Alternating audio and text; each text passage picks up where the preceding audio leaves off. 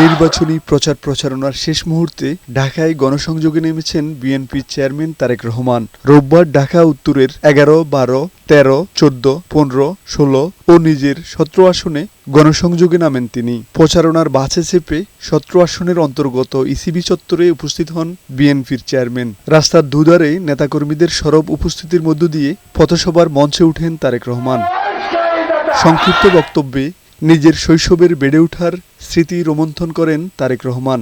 এই এলাকার সন্তান হিসাবে ধানের শীষে ভোট চান তিনি। আমি আপনাদেরই সন্তান, এই এলাকার সন্তান, সেই জন্য এই এলাকায় ধানের শীষের প্রার্থী হিসাবে আপনাদের কাছে ১২ তারিখে ধানের শীষের পক্ষে আমি ভোট চাই।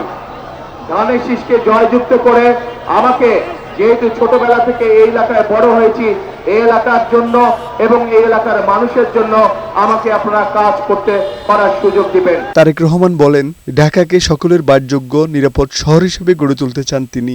ইনশাআল্লাহ বিএনপি সরকার গঠন করলে আমরা মানুষের বসবাসের জন্য, চলাচলের জন্য এই এলাকার রাস্তার প্রসার ঘটাবো ইনশাআল্লাহ। প্রিয় ভাই বোনেরা, পরে পল্লবীর লাল মাঠে আয়োজিত জনসভায় যোগ দেন তারেক রহমান। ঢাকা ১৬ আসনের প্রার্থী আমিনুল হকের হাতে ধানের শীষ তুলে দিয়ে তার জন্য ভোট চান। ১২ তারিখে আপনারা যদি আমাদেরকে ধানের শীষে ইনশাআল্লাহ ভোট দিয়ে দেশ পুনর্গঠনের সুযোগ দেন, এতটুকু আমি আপনাদেরকে বলতে পারি, বিএনপি যেমন অতীতে সকল সময় দেশ এবং দেশের মানুষের সাথে ছিল, ইনশাআল্লাহ আগামী দিনেও দেশ এবং দেশের মানুষের পাশে বিএনপি থাকবে। পল্লবীর জনসভা শেষে ঢাকা ১৫ আসনের নির্বাচনী জনসভায় যোগ দিয়ে তারেক রহমান বলেন, বিএনপি দেশের জনগণের ভাগ্য পরিবর্তনের পাশাপাশি ১৫ আসনের সমস্যার নিরসন করবেন।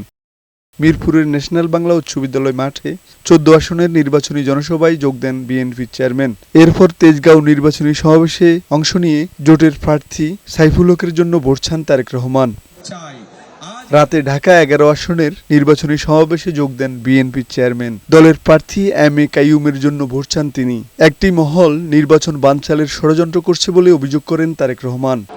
একটি মহল কিন্তু ষড়যন্ত্র করে যাচ্ছে কিভাবে নির্বাচনকে বিঘ্নিত করা যায়, নির্বাচনকে বিতর্কিত করা যায়, নির্বাচনকে বাধাগ্রস্ত করা যায়। আপনাদের সকলকে আজকে সতর্ক থাকতে হবে। এলাকায় এলাকায়, পাড়ায় পাড়ায়, মহল্লায় মহল্লায় নজর রাখতে হবে, যাতে এই সব গুপ্তরা গিয়ে মানুষকে বিভ্রান্ত করতে না পারে। প্রতিটি সমাবেশে তারেক রহমানকে দেখার জন্য মানুষের উপচে পড়া ভিড় জমে। সাইফুল মাসুম, বৈশাখী সংবাদ, ঢাকা।